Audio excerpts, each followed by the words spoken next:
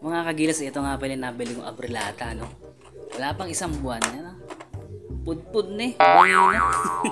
Sino kayo naka-invento na ito, no? Ang sarap ipukpok sa kanya. Nakakabisi. Diba?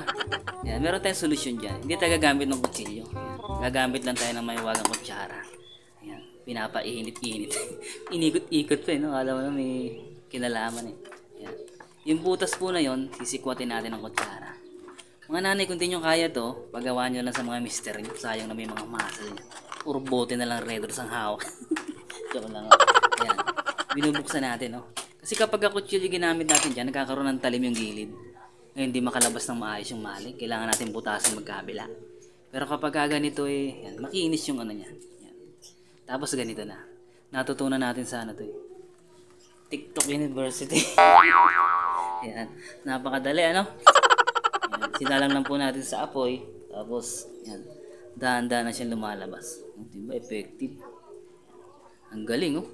Nakaka-amaze, no? Mainam din nag-aaral sa mga online, eh.